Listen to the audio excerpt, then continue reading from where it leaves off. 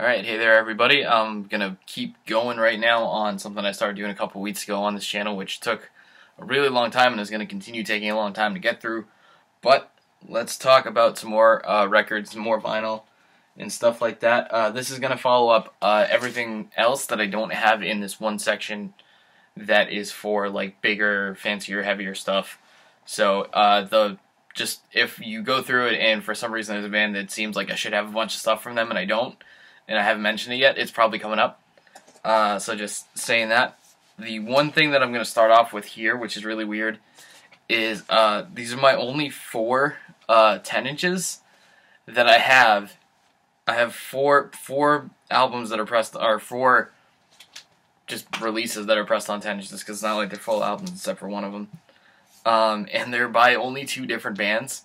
It's just weird, because lately I think that it's just like these two bands have had like an affinity for 10-inch stuff. Two from Anthrax that I've gotten. This is like a weird record store day one that came out a couple years ago. It just has a couple other things from Sonosphere. And I think, yeah, I was going to say, I think it might have to do with their Big Four show, but it actually doesn't have anything like that. It's just weird 10-inch picture disc, full sides, live stuff from recently, and I don't even know what the track listing is, honestly. I forget what it is, because it doesn't say it on here. So that one's kind of weird, but this one is actually really cool. This is actually one of my favorite records that I have. This is a 10-inch, 3-disc release of Fistful of Metal with Armed and Dangerous. So the first four are Fistful of Metal on... I can't remind myself what the color of these is. Oh yeah, this crazy looking splatter vinyl, which looks really, really nice. So Fistful of Metal, not anybody's favorite Anthrax album, including mine, but this release is fantastic in Getting Armed and Dangerous, which I actually had the original release of before. I actually ended up getting rid of that because I was like, well, nothing's going to top having this really cool thing. The other band, who have had some serious ups and downs with me over their career, or at least since I've been listening to, that's the more appropriate way to put it, is Machine Head. So you may notice rather, that I haven't opened this yet, and that's because this is the more recent one that they did. It had 4 different covers, and I waited and waited and waited until this was like $5 because I was like, well, I'm gonna buy this because it's Machine Head on vinyl, but I've heard the album by now and it's super boring. And their new album is kind of trash, and also Rob Flynn's a dick, and makes me hate it even more. So I haven't even opened this, I just haven't listened to it. However, this one I've actually listened to several times because it's 3 of their best songs, or, excuse me, live versions of 2 of their best songs, or 2 songs from their best album, The Blackening. It has Beautiful Morning, Bite the Bullet, which is from,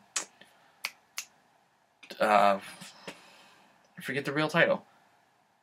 Ashes? The Ashes of Empire, something like that. I remember the songs that are on it. I don't actually remember the title.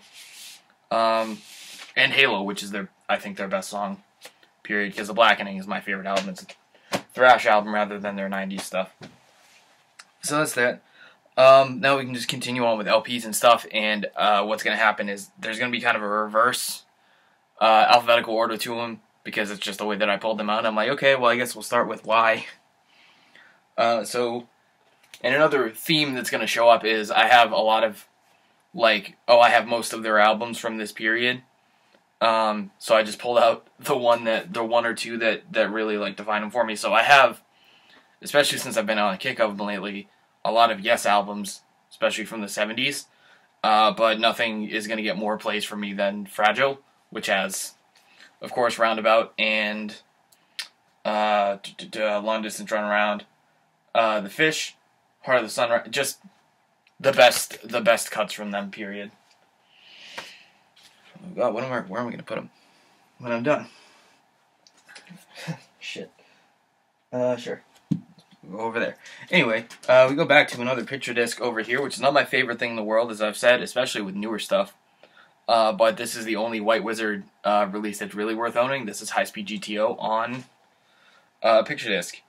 So White Wizard on this particular album is basically Holy Grail before they broke off to make Holy Grail and be, you know, not a bunch of dicks like the only remaining guy in White Wizard from what I've heard.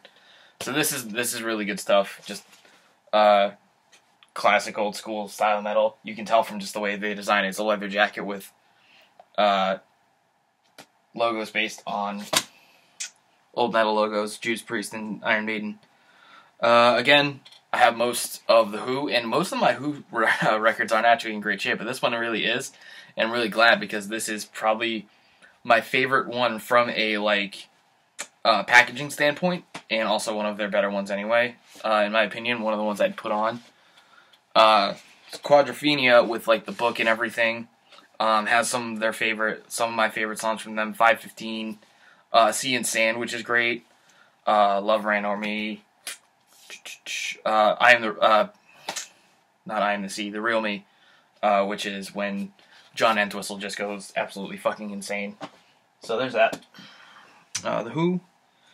Next we have Wargasm. This is the new release that they did a little while ago, and you can still pretty much find this for a surprisingly low price. It's $15, and I think it's still $15 in your local record store. Boston-based thrash metal guys who only put out, I think, 2 albums, and I have their other one on CD, but this is their first one. It's really great. Why Play Around by Wargasm. Another example of just thrash amazingness. Warbringer is thankfully still going strong after a really rough patch that they had after their 4th album. 3 and 4, like their 3rd and 4th album, roughly, either of those can be called their best. So this one and the one that came after it, 4 Empire's Collapse.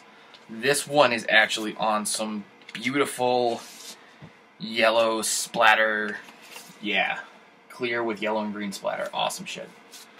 And what really gets me about Warbringer is that John, who is a great guy with amazing hair and a great thrash voice, is also a really, really good lyricist who is upfront about everything that he writes about, and it's in the liner notes and everything like that, so it just makes me like them a little bit more every time, you know, I read their lyrics or stuff like that, or the liner notes about them. Here is...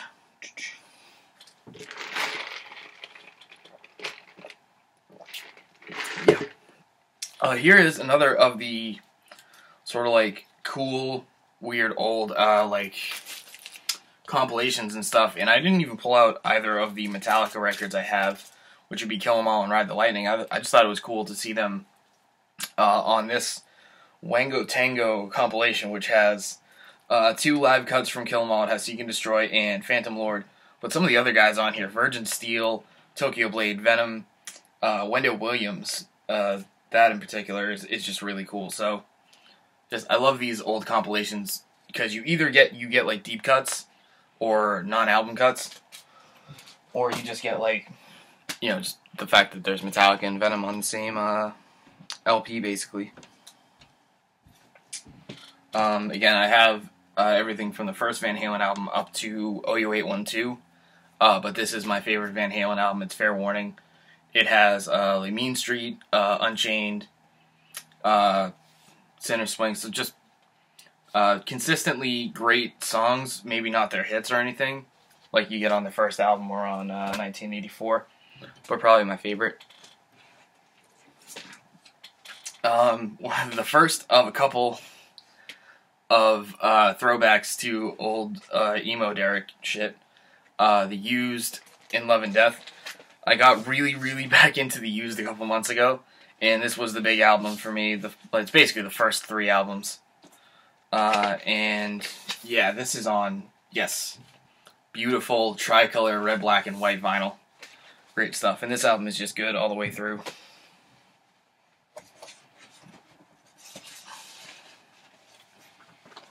I just have to go put everything back. Sometimes it takes a while. Next album is an album that I think everybody hates except me, from what I understand.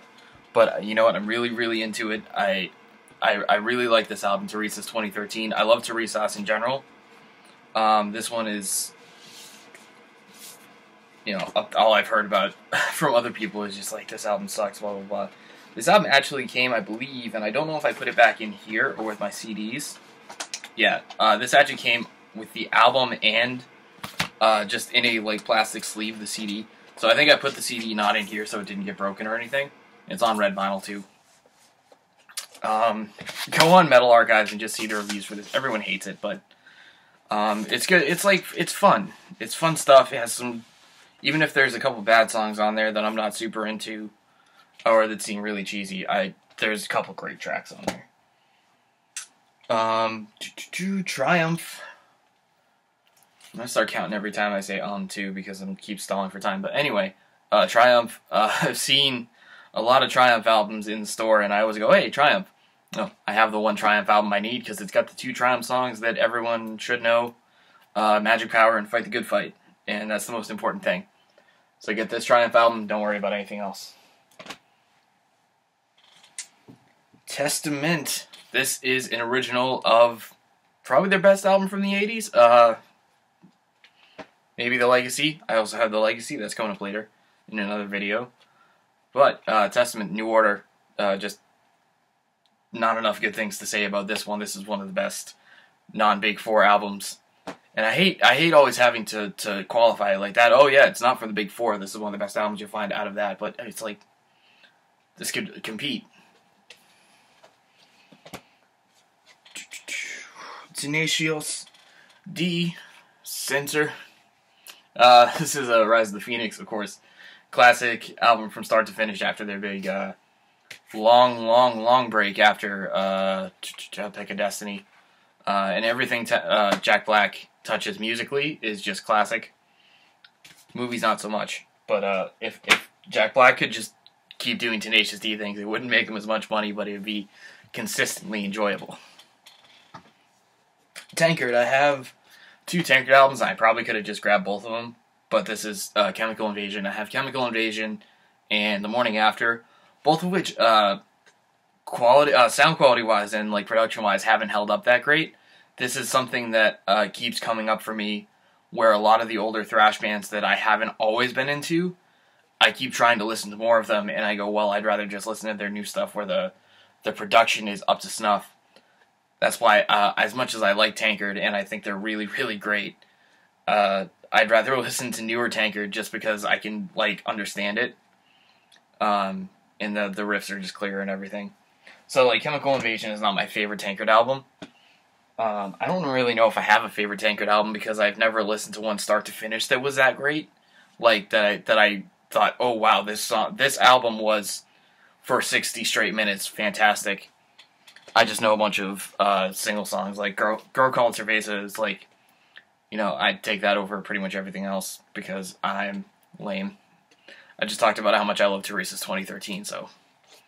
Another one of the second part of the trifecta of going back to Derek's old emo days, Taking Back Sunday, Tell All Your Friends, which I got a couple months ago for like $13, and I was like, yeah, hell yeah, sign me up.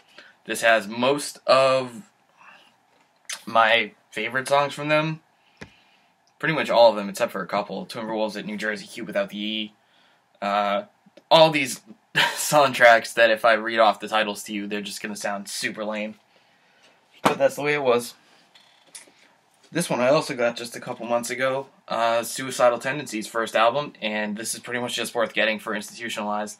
A lot of good tracks on here, but as is with, like, especially old crossover stuff, nothing like that's more memorable than something else. Their 90s stuff I actually really like because it got more more complex.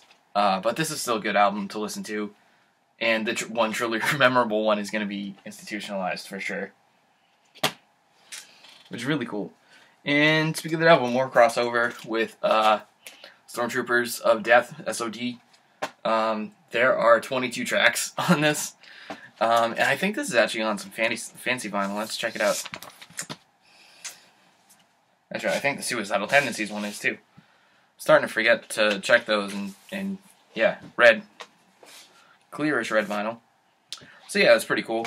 I don't listen to this a ton. I don't listen to SOD in general a ton, but it's cool to have one. You know what, I realized that, like, this whole stretch, I might have been able to check. I should just do that in the sense of like, oh, look at this record. It's on black. But good thing I checked. Anyway, An amazing, just absolutely fantastic vinyl album to listen to. Sleep's Holy Mountain. I don't really care about most other things that Sleep does. Like, I've never listened to Dope Smoker all the way through because I don't have the time or the patience for it because I don't do that.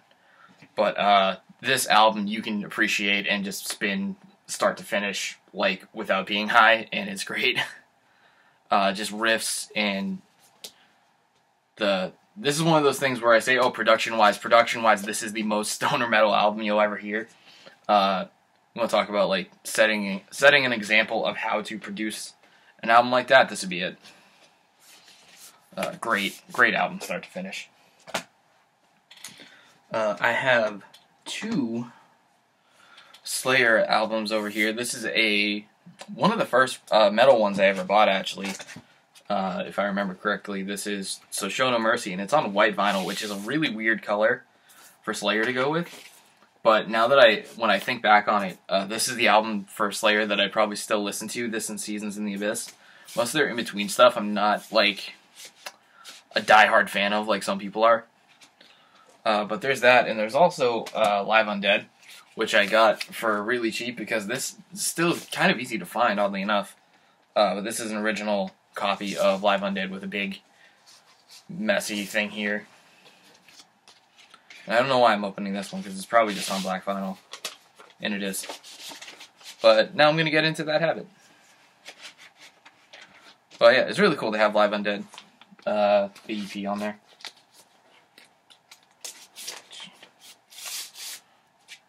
More of a cool one than a one I spin all the time, you know. Again, another one that I don't think I've ever listened to since I bought it. I don't know why I was so, like, I seriously have to have this, but never mind the bollocks. It's the Sex Pistols.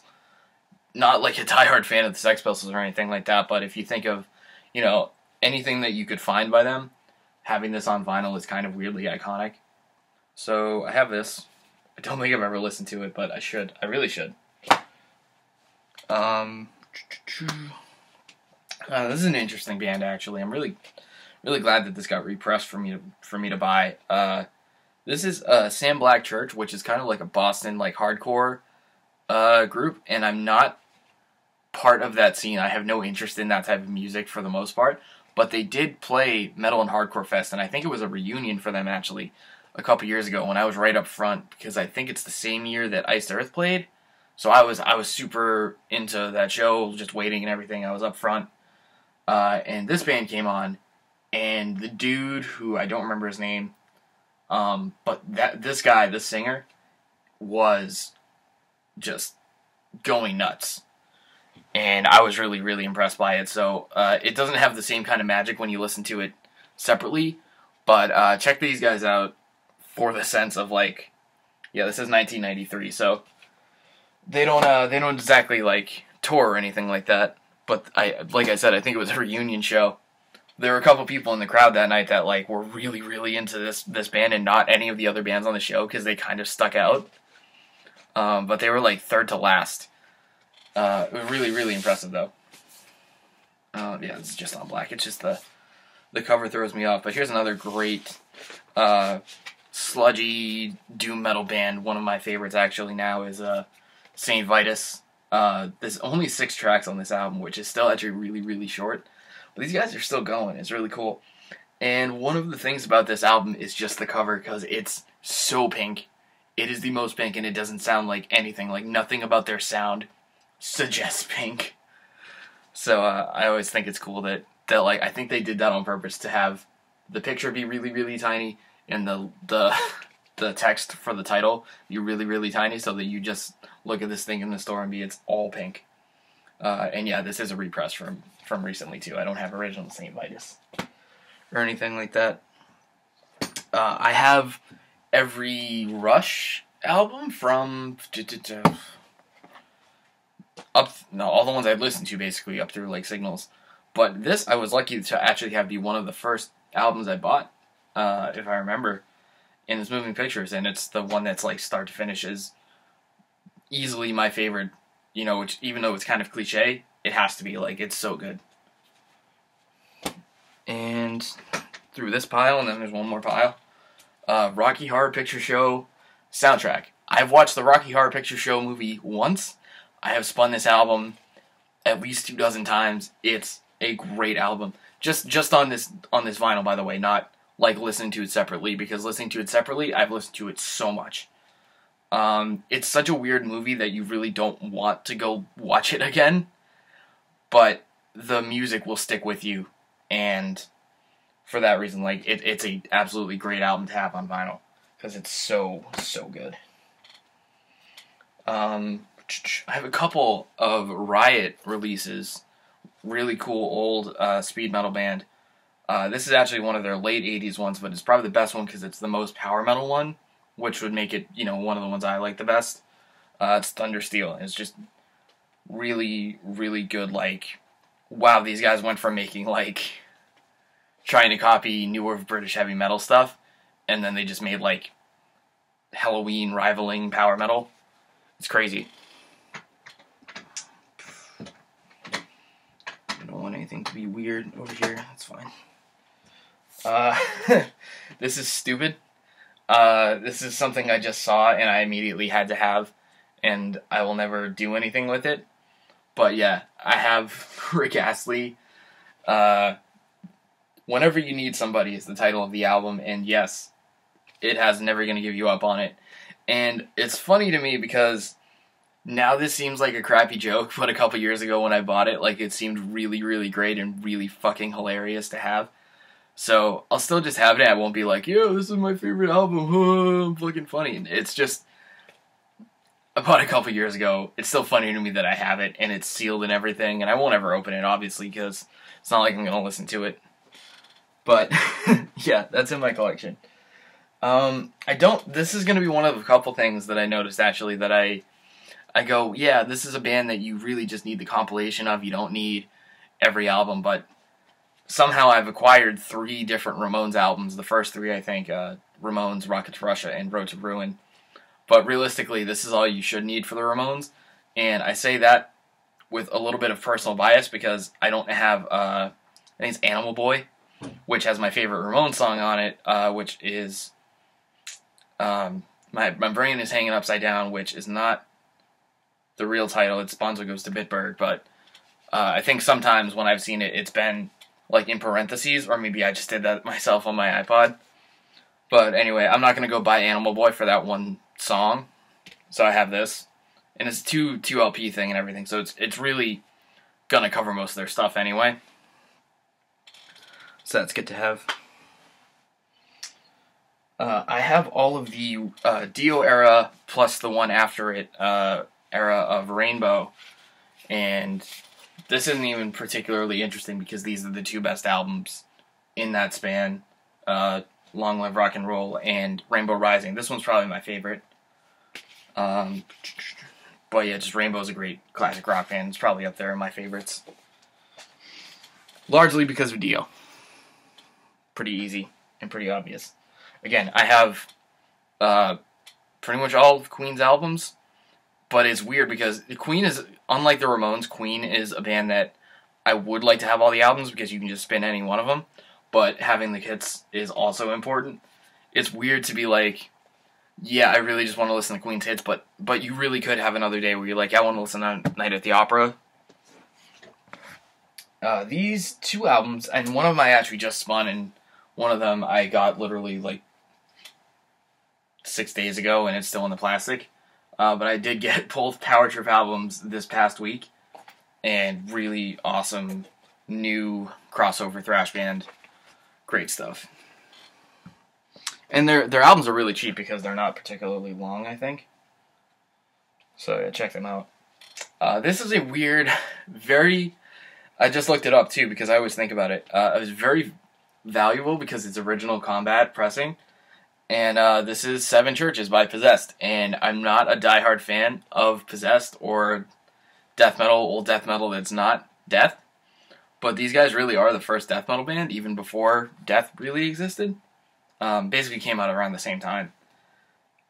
So I've spun this album a couple times, and I really like it, which is surprising, but I'm not like a diehard fan, and I keep thinking I should sell this because it's like $50. It's not what I paid for it. But yeah, it's one of the cooler things in my collection, even though I'm not obsessed with Possessed like I am with their counterparts in Death. And actually, their other two releases are I probably would like them better, because I really like Beyond the Gates. I think I'd rather have that album. Again, have most of Pink Floyd's albums, but this is my favorite one, Animals, which is weird because it has all the really long tracks. It just has Pigs on the Wing 1 and 2 to cap off the album, beginning and end, but Dogs, Pigs, and Sheep, and they're all great songs that you can just put on and enjoy. It's Pink Floyd at their best version of being like indulgent and experimental and everything. More interesting to me and more exciting than Blizzard of Oz and Diary of a Madman, which I also have, is The Ultimate Sin. As much as I absolutely adore Randy Rhoads and his work, I love The Ultimate Sin. It's the underappreciated Ozzy album. It has one of my favorites, actually two of my favorites I can say right off the bat, which is Killer of Giants and Shot in the Dark. This is probably his most underappreciated album, period. Something great that I got a couple months ago now, I think. Horoscope on vinyl from Overkill. It's so tough with Overkill because they have so many albums. They're pretty much all at least good, if not great. And it's another band where like they have a difference between old Overkill, production-wise and style-wise, to new Overkill. And they're the only one of those that I like probably equally. And so Horoscope is kind of the pinnacle of the old Overkill because production-wise it rose up to this level and still kept the old style songwriting, whereas the new stuff is like consistently on production level. And none of their newer albums are always like, there's none that's one better than the other. They're all just like consistently really good, but not like perfect. So Horoscope kind of averages out to be maybe their best album. But that's so up for debate. Really cool, just an EP length, but this is a cool band that I found. I love this artwork, and the title too. Martial Law by this band Obsession. And yeah, there's really not much I can say about it. It's from Metal Blade, old school like speed metal type stuff, with just like a really, really great name and everything, and name, artwork, all that. Nuclear Assault, Handle with Care. It's tough to say that like one Nuclear Assault album is better than the other as well. Kind of like the Overkill thing, but if I had to say, like, Critical Mass is kind of their big one. I know that they made a video for it, and so I really like Nuclear Assault. I like this album. It's tough to say anything's the best, but I have that, and I'm really glad. I'm glad to have something from them, we'll say that.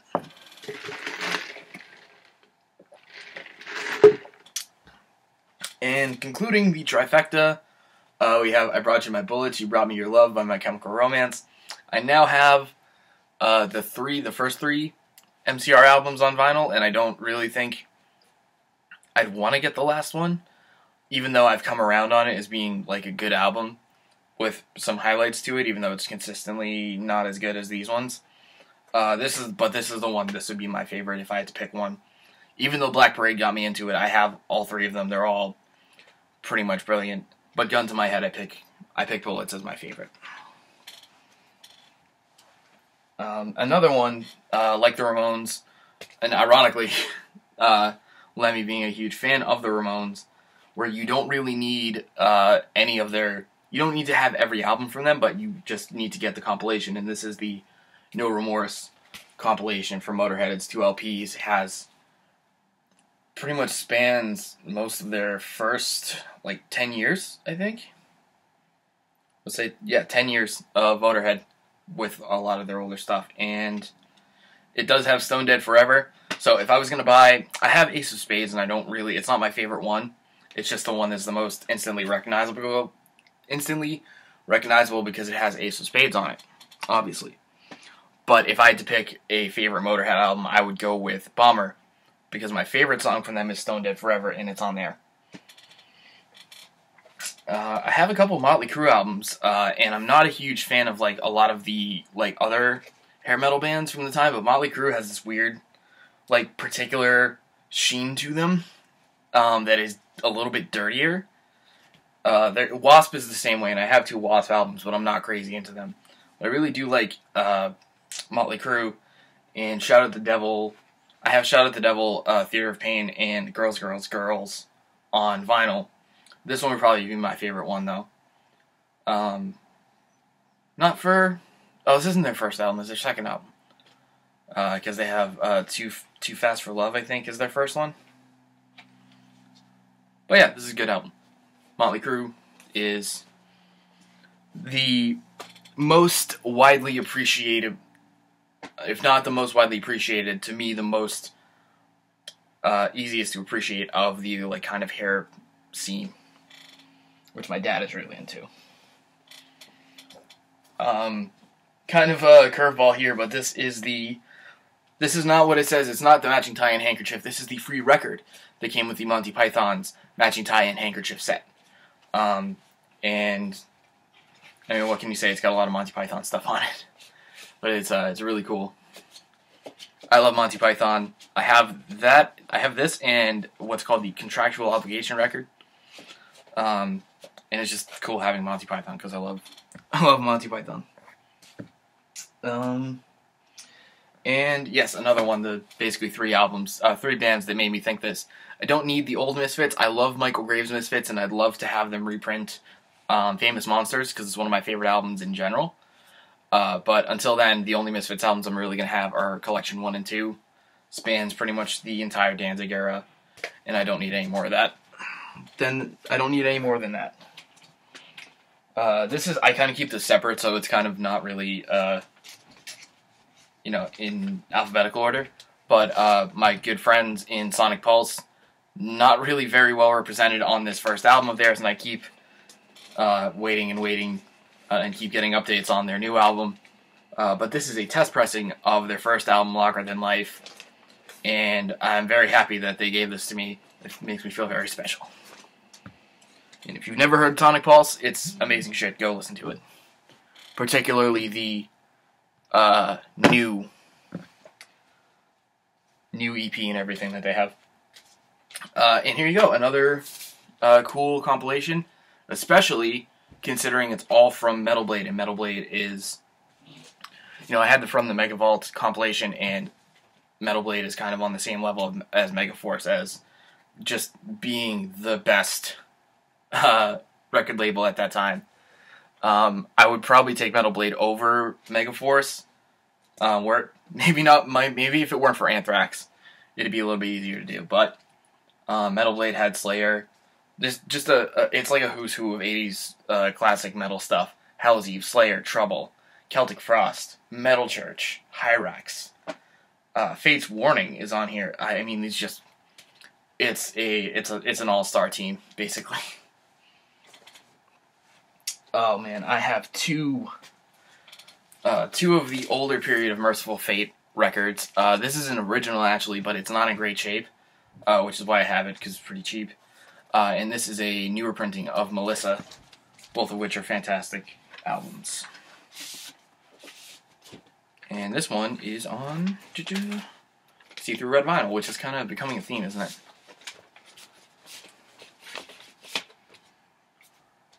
But not my favorite Merciful Fate album. That's coming up in another video because I have a different printing of it. Oh, I also have Into the Unknown, which I didn't bother to bring up because it's a good album, but it's not the same. I brought 2 of my Megadeth albums out. This being an original one, which is really cool to have. Peace Cells on original capital release vinyl. Or no, this is Combat. Yeah, the Capitol has a lot of their stuff too. So there's Peace Cells, which is really great. And then this is a weird one to have on vinyl because I don't think they'd repressed it. This is just like an original, like really not a terribly high print, but United Abominations, which is definitely not their best album. Even not their best album. Like it's a lower half, but it has a weird like special place for me for Megadeth because it was the album that was out at the time when I got into Megadeth, so I kind of latched onto it. It's really weird. It still has great songs on it, but it's like in the lower half of the Megadeth album rankings. This isn't something that I listen to all the time, and I probably don't need it, but it's really cool to have this Mantis Death by Metal compilation on vinyl because it just seems to fit. But really, I'd probably just go put on one of the several Death albums I own on vinyl. We're almost there. Manowar, first album. Because I have this on vinyl, it kind of has some of my favorite songs from them, even though a lot of their good stuff is really spread out. But I've listened to this a lot because I have it.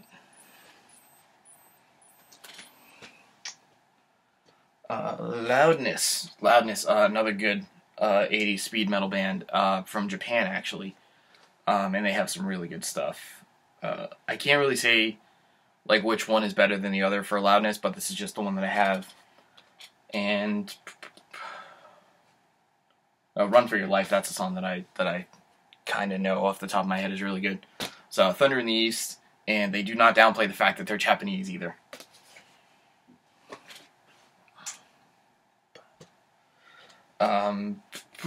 Living Colour, Vivid. If you listen to this whole album start to finish, you will find out that they are a great band with a lot of talent, even though you've probably only heard Cult of Personality. And it makes sense that you've only heard Cult of Personality. It's fucking everywhere.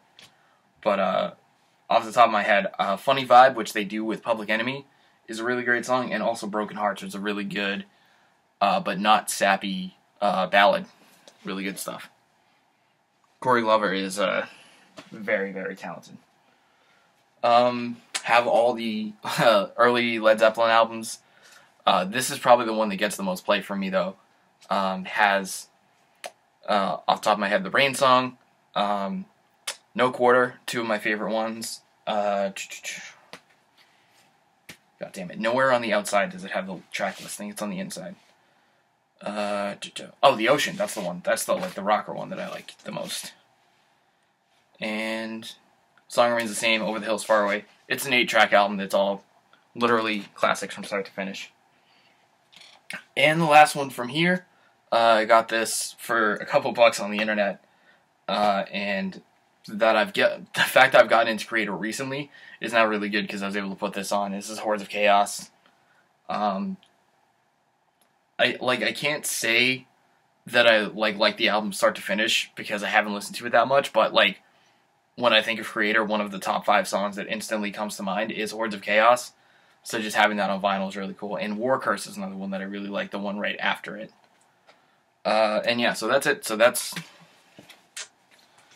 everything that's not in a big fancy, double gatefold, big, awesome vinyl, everything like that. So that stuff is in a separate section. This is all the other stuff, which is no less special than that stuff. But it's a kind of the way the packaging is that I keep things separate. So there will be one more part that I do that'll kind of go through all that stuff, which will be kind of filling in the blanks. Like, why didn't he have any Sabaton on vinyl? Well, I do have several Sabaton albums on vinyl. They're just all in really, really nice packaging. And yeah, that's it.